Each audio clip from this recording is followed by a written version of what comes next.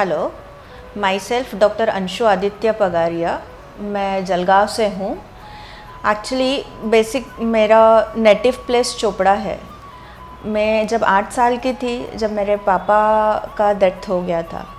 पापा का ड्रीम था कि मेरे बच्चों ने एक तो डॉक्टर या फिर सीए होना चाहिए। तो वो ड्रीम हम लोगों को पता था एंड मैंने डॉक्टरी चूज़ किया। मम्मी ने, मेरे चाचा ने और मेरे नाना परिवार ने मुझे डॉक्टर बनने के लिए हेल्प किया।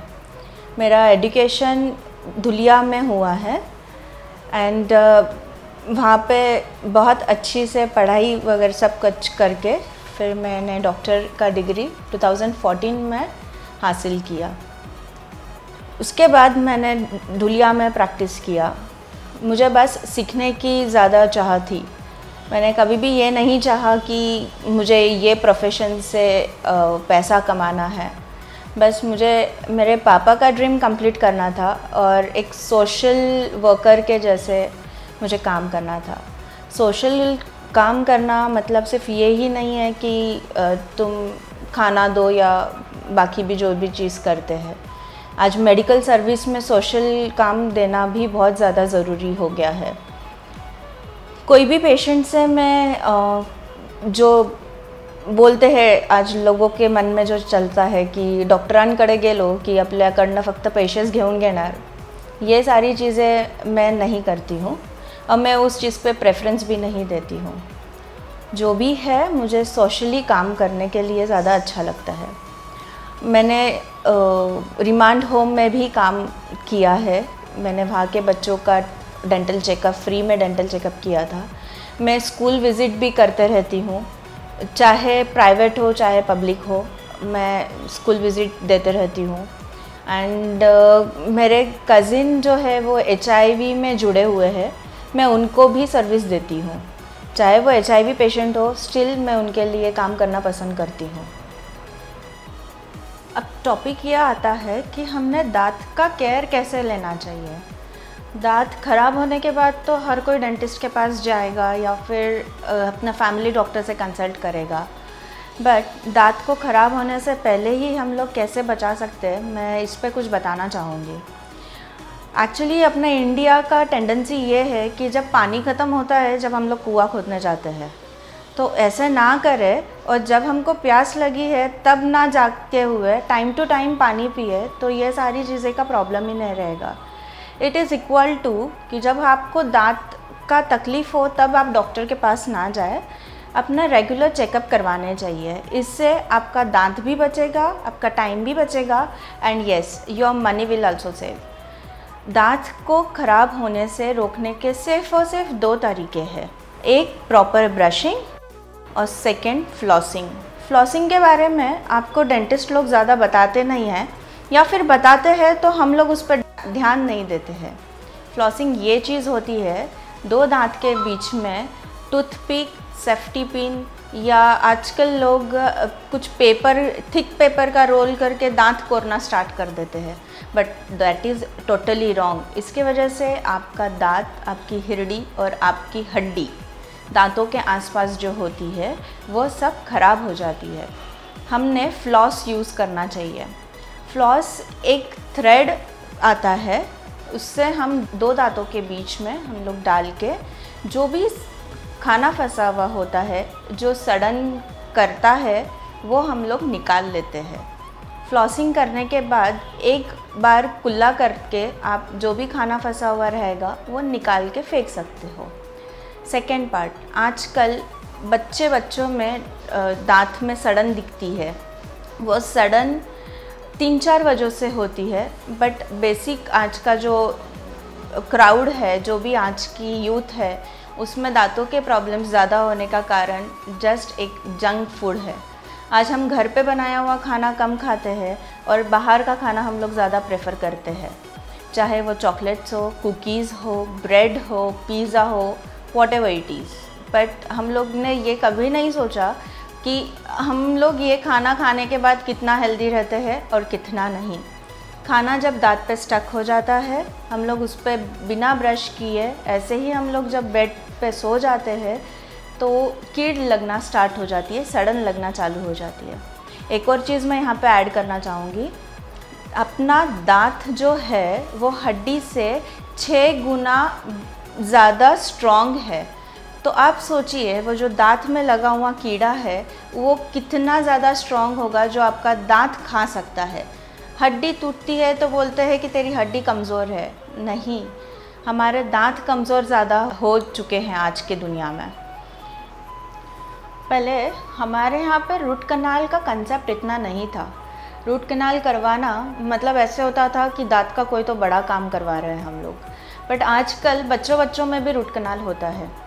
रूट कनाल एग्जैक्टली क्या होता है, हम लोग दांतों के अंदर जो नस होती है उसको हम लोग निकालते हैं, उसको क्लीन करते हैं और उसमें आर्टिफिशियल नस हम लोग डालते हैं। तो वो आर्टिफिशियल नस आपके दांतों को ज़िंदा रखने का काम करती है। ज़िंदा इन द सेंस कि उसको वो मजबूती देती है, उसके ऊपर हम लोग फिर कैप बिठाते हैं। ये पहले के ज़माने में नहीं होता था। पहले ये होता था कि दांत दुख रहा है, डॉक्टर के पास जाओ, दांत निकालो और बात ख़त्म हो जाती थी।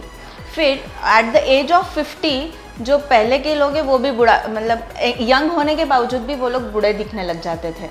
बट आज एडवांस टेक्नोलॉजीज़ के वजह से हम लोग दांतों का रूट कनाल करते हैं और उसके ऊपर कैप बिठाते हैं। तो हम लोगों को पता नहीं चलता है कि ये हमारा ओरिजिनल दांत है या डुप्लीकेट दांत है। आज टेक्नोलॉजी इतना बढ़ गया है कि आपका दांत छोटा सा फ्रैक्चर भी होता है तो दांत के कलर के जैसे सीमेंट आता है, हम लोग उसको लगा के वो फिल कर देते हैं और समझता नहीं है। पहले चांदी यूज़ किया करते थे। कुछ टाइम पहले साइंटिस्ट ने बोला था कि चांदी से जो मर्क्यूरी होती है वो बॉडी के लिए टॉक्सिक है। तो ये टॉक्सिसिटी अवॉइड करने के लिए आज के टेक्नोलॉजीज़ में दांत के कलर के सीमेंट ज़्यादा यूज़ होने लग गए हैं। उसकी स्ट्रेंथ भी बहुत अच्छी होती है। उसको हम लोग कंपोजिट बोलते हैं।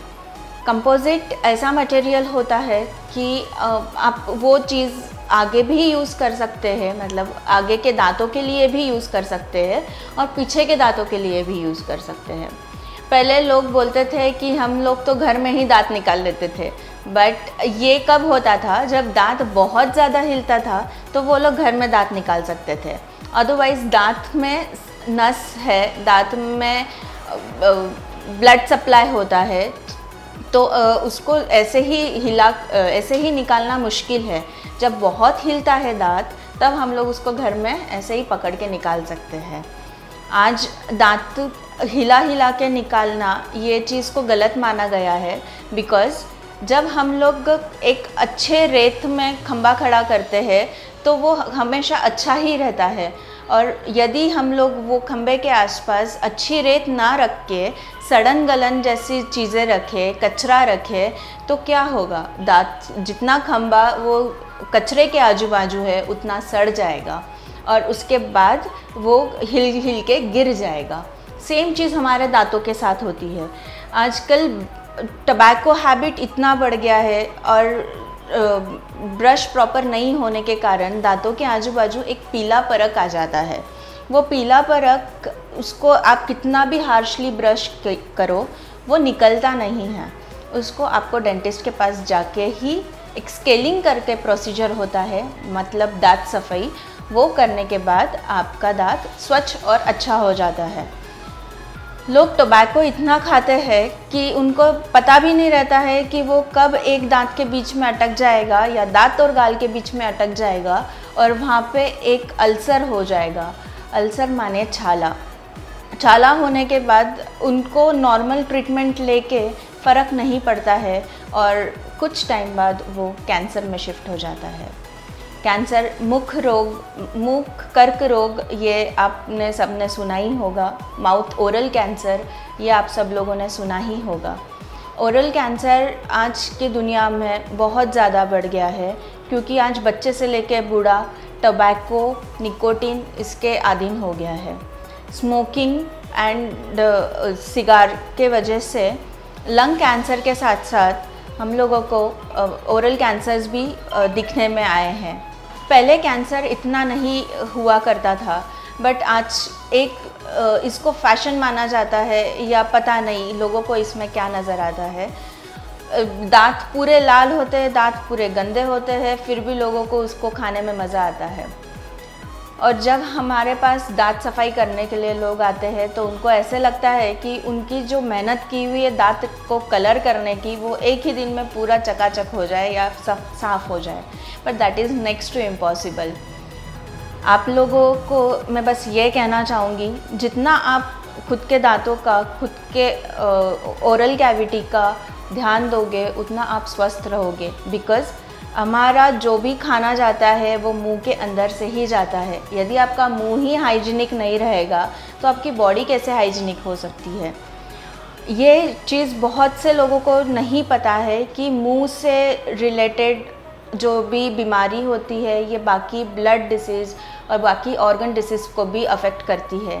फॉर एग्ज़ाम्पल ब्रेन में भी इससे बीमारी होती है, और लीवर हो गया, किडनी हो गया, क्योंकि हमारा पाथवे जो है खाने का वो ही क्लीन नहीं रहेगा, कीटाणु हम लोगों के बॉडी में जाएंगे तो बीमारी तो होने ही वाली है। बस इतना कहूँगी कि once a dental patient is always a dental patient, so don't try to be a dental patient. Thank you.